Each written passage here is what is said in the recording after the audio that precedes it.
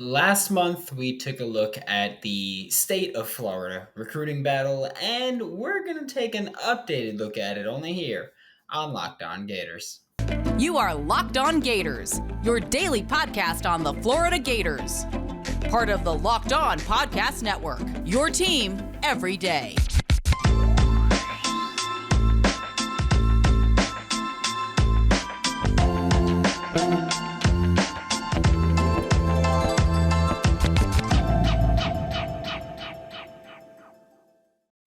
Hello, and welcome back to another episode of Locked On Gators, part of the Locked On Podcast Network, your team every day. Thanks for making Locked On Gators your first listen of the day. We are available daily and free wherever you listen to podcasts. Happy Monday. I am Brandon Olson. You can find me on Twitter at WNS_Brandon, like right there. You can find my written work and video work with Whole Nine Sports, and GiantsCountryofSI.com has more written work. Before even starting today, just gonna ask you to like, subscribe, comment, or review, hit the little bell, do that thing, whatever it is. Just let's get into today's content.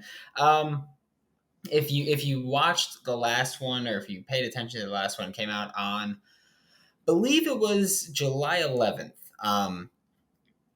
We took a look at how things changed. Florida, for example, was 20th in the country at the time in terms of overall recruiting class for 2023. Their highest ranked recruit was Eugene Wilson III, and it is now that they are the 13th ranked recruiting class in the country. Their highest ranked recruit is Aiden Mizell, so still at the same position, but a different player, a much faster player. As he even said in the YouTube comments from a video that was like 2 weeks old. So there's that. No 5 stars for Florida. 14 4-stars, Blue Chip Billy, and 2 3-stars. There's 16 total commits, so the 14 4-stars is something that is just a ridiculously efficient clip, is what I'll call it. Is what I'll say that Billy Napier is shooting right now, because that is honestly just incredibly impressive, especially when you consider that we're just a few months removed, about a month and a half removed from people going, can this coaching staff get it done?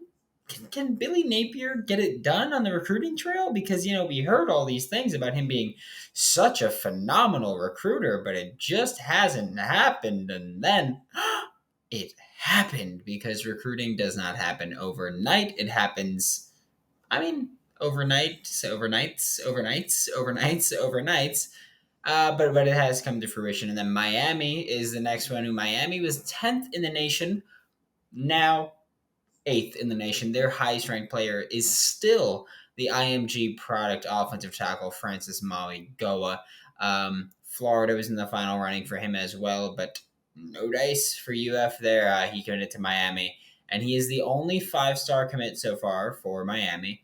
I say so far because I could easily see them getting more. So there's that.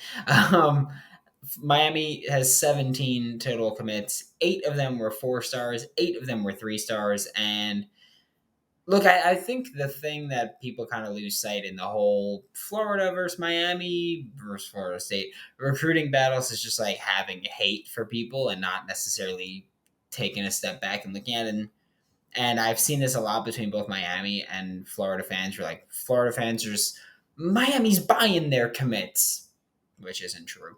They're definitely like giving these kids NIL money. That's definitely it. But like, it's not like every commit is for that reason. People need to kind of accept that, where it's like, yes, there are going to be players that will take that they'll go to a school that they prefer less, but they're going to make more money. That happens in the NFL. That happens everywhere. If you're a money chaser, you chase the money. And that's what happens a lot. But it's not like every kid that goes to Miami is doing that. Miami's still Miami. So yeah, they're doing a fantastic job. Mario Cristobal is obviously doing a great job recruiting. I will praise them. I will praise Alex Dano with Locked On Canes. As much as I hate them and they suck, I'll say that. They've always been great off-season performers. Do it in the regular season or the postseason for once. How about that, Miami? I'm just throwing that out there. Just going to let you know that. Next up is Florida State. My cat's looking at me like I'm a lunatic right now. Florida State is next. They were 34th in the country the last time we did this. They're still 34th in the country. Now that we're doing this again. In almost a month, they're 34th in the country. They've added commits. They've lost commits. Keldrick Falk was their highest ranked commit last time, and he is still their highest ranked commit. They had 0 5-stars last time, still 0 5-stars this time. Miami is the only school of the big three in Florida that has a 5-star. The only school in Florida with a 5-star, actually, not just of the big three, just any school in Florida. So there's that. No 5-stars, like I said, for Florida State. 6 4-stars, 5 3-stars, and one guy who is not ranked yet, which isn't surprising. That happens for a lot of reasons, whether it's reclassification. It's just, he hasn't been put on boards yet. Florida fans saw it with Tyree Patterson. Tyree Patterson was like an unranked kid when Billy offered him, and then he got ranked, and it became this whole thing. So that happens all the time, so that's not necessarily something to be concerned about. But Florida State, they're clearly the worst of the big three Florida schools right now in terms of just putting together a productive 2023 recruiting class, which isn't surprising. I'm trying not to just like bash them incessantly because I do like all the Locked On Seminoles guys as well. But Florida State's just not an interesting school lately. That's what it is. It's interesting in the sense that it's peculiar how quickly they fell off the face of the earth, but they're just, they've consistently had a terrible offensive line. They've consistently had terrible play from a lot of key positions. It's like, well, what's the allure there? It's not just being in the state of Florida, because you can go to Florida, you can go to Miami, you can go to UCF is more enticing than Florida State right now. Mike Norvell actually, it's also weird because Mike Norvell, when I think of him and his offense, I think of an offense that offensive linemen project well from his scheme to the NFL, to modern NFL schemes. But he can't get a lot of high-ranking offense. He's got Lucas Simmons, which we'll see if that one follows through. But he can get a couple of these guys, but he can't build this strong offensive line, And then that's kind of, I believe I used the word peculiar before, and I think that's the way that I still feel about it, as far as just Mike Norvell's presence in Tallahassee. But I'm not going to complain about it. I'll say that. I'm not going to complain about Florida State sucking. That's always a fun thing to see. We're about to talk about the overall classes broken down by position, but first a quick word from LinkedIn. As the sun comes out and small businesses are back in business, LinkedIn Jobs makes it easier for you to grow your team. LinkedIn Jobs helps you find the people that you want to interview faster and for free. If you've never used LinkedIn Jobs before, highly, highly, highly recommend it. There are simple tools like screening questions that make it easy to focus on candidates with just the right skills and experience so you can prioritize who you'd like to interview and then hopefully hire. And almost 40 million job seekers visit LinkedIn every single week. That's kind of a lot of people. I'm just letting you know that. Post your job for free at linkedin.com/lockedoncollege. That's linkedin.com/lockedoncollege to post your job for free. Terms and conditions apply. Thanks again for making Locked On Gators your first listen of the day. We are available daily and free wherever you listen to podcasts. Now, we kind of did this last time, again, which we looked at the overall classes in terms of positions, what positions you have, what positions you don't have, where you're lacking, where you should add people, stuff like that. Florida, of course, has a quarterback, a running back, 5 wide receivers, 2 offensive linemen, 2 defensive linemen, 1 edge, and 4 defensive backs. And I feel like when you look at that position group, you go, okay, they've got a QB, they've got a running back, they've got plenty of receivers, they've got plenty of DBs. They really need offensive linemen, defensive linemen, and linebackers. I think those are the 3 biggest things where you go, Florida's missing out. Because even you could look at tight ends, which we'll talk about in a second, but Miami has 3 of them. But you can even look at tight ends and you go, do you need to add them? Because, obviously every recruiting class is different, every roster is different, but is tight end really a position that you need to add year in, year out right now, especially with Billy Napier's approach to it, where he's added, Hayden Hansen, who's a big time friend of the pod now. 3-star tight end where he projects like he's going to find a role in this offense and be able to consistently participate. So Billy Napier's kind of trying to find a tight end that could fill a role and do that role, and that's kind of it. Which you can do later in the cycle. You don't need to prioritize it, especially because Florida has so many tight ends that are likely going to carry over to next year's roster. It's like you really don't need to prioritize tight end. You do need to add linebackers because your linebackers are 1, old, 2, not great, and you got to add someone. I mean, in the state of Florida, there's a lot of talented linebackers, so you've got to add some people. An offensive lineman. This is a Florida Gators coaching staff that is supposed to be very good at not just recruiting, but adding offensive linemen, and we've yet to see that. So that's a bit concerning so far. We won't say it's a red flag right now, but it's a yellow flag right now. There's definitely a little cause for concern there. Looking at Miami, 2 quarterbacks, 1 receiver, 3 tight ends, 4 offensive linemen, 1 edge rusher, 3 linebackers, 2 athletes that don't have positions yet, but it's expected that Stafford will be playing corner and Washington will be a receiver, running back, hybrid, offensive weapon, gadget type player, whatever you want to call them. That's what Washington will likely play. So when you look at this one, you go, need receivers. You need to add wide receivers. I get it. You have 3 tight ends. Unless you're moving one of them to wide receiver, I doubt you're going to go 13 personnel every single play, which is 1 running back, 3 tight ends, 1 wide receiver. So I doubt you're going to do that. But that's what your offense is right now, with one of your quarterbacks playing running back, I guess. So that's what we're looking at. Offensive line, they've obviously knocked that out of the park. And Mario Cristobal will always, always, always be a successful recruiter along the offensive line. That is something that he will thrive on, and his coaching resume points to that. Like that, it points to that he can add offensive linemen, and it points that he can develop offensive linemen and get them into the NFL. He's done that quite a few times. I mean, even in recent years, Oregon's had Penei Sewell with the Detroit Lions, Shane Lemieux with the New York Giants. They've had Calvin Throckmorton, went undrafted, went to the Saints, stuck around. He's been there for a bit. So even in the past couple of years, and I'm sure there's guys I'm missing. That's literally just the first thing that came to my mind. But Oregon consistently produced offensive linemen. Miami is going to consistently produce offensive linemen.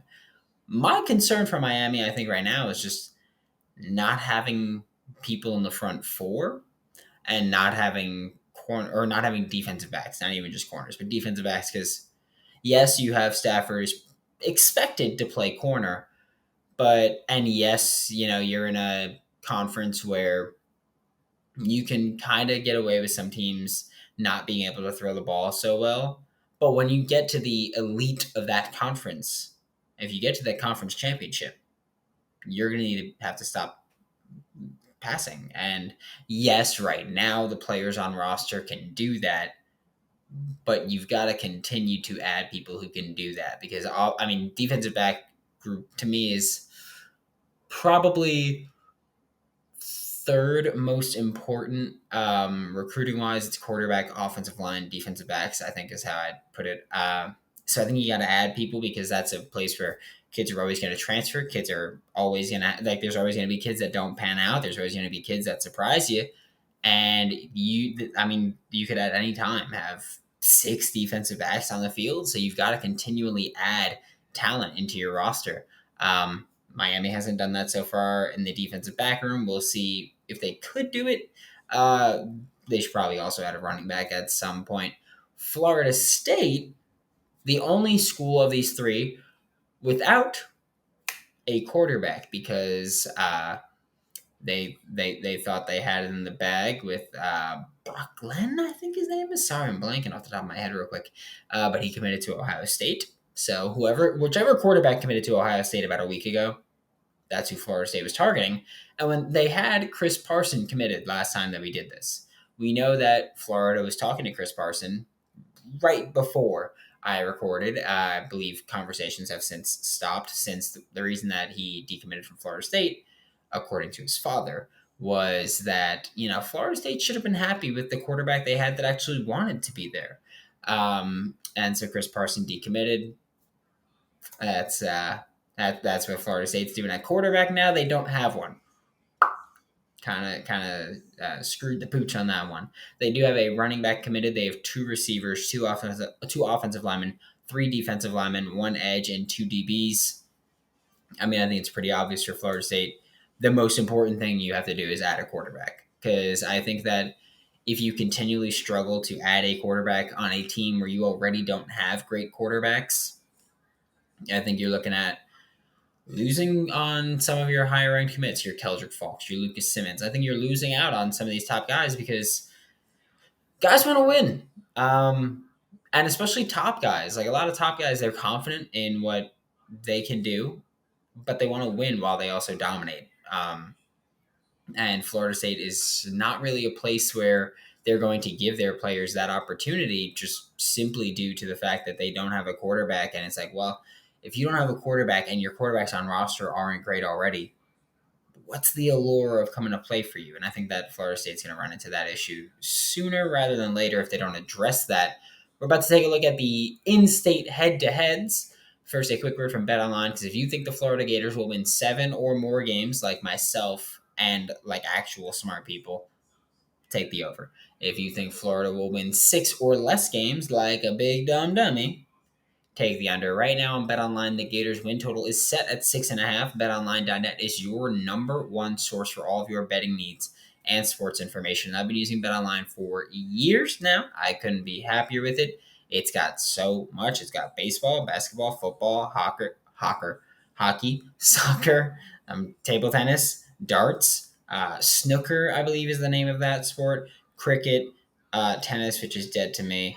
You can bet on politics, reality TV, award shows, economics, aliens invading. You can bet on anything with BetOnline. So check out the website today or use your mobile device to learn all about the trends and action. Check out BetOnline. It's where the game starts. To wrap up today's show, we are taking a look at some in-state head-to-heads. There are less, I don't want to say less, actually. There are less tightly contested, maybe is the way I'll go with it, battles than last time, but we get to go a little bit more in depth on some of them, and then that's the fun part. And I'm doing this the same way that I did the entire show here. We go on Florida, Miami, Florida State. Is what it is. Andy Jean is the first one that we're going to talk about. Florida, obviously, he had offers from all three schools here. He committed to Miami in late January of this past year, so with the new coaching staffs. Committed to Miami in late January this year. Decommitted in March, about 2 weeks after he took a visit to Florida. He remained uncommitted. He remained taking visits. Miami remained in play. And then Friday Night Lights came, and Andy Jean went to Gainesville for Friday Night Lights. Went to Gainesville for Grill and LaVille, and then he committed later on that afternoon to be a Gator. So late July, I believe it was July 30th is the exact date that Andy Jean committed to Florida. Aiden Mizell, he had an offer from Miami, but he was always a heavy Florida lean. There was no surprising thing there. I feel like that was maybe like I'm sure Miami was interested in him, but Aiden Mizell was always a Florida kid. And again, by Florida, I mean Gators, not just the state. Jakeem Jackson committed to Florida. He had offers and official visits with both Florida State. I'm sorry, not official visits. He had offers and visits with both Florida State and Miami. But of course, he picked Florida. I believe July 28th was the exact date. Jordan Castell had an offer and visit with Florida State. He, of course, committed to Florida on July 30th.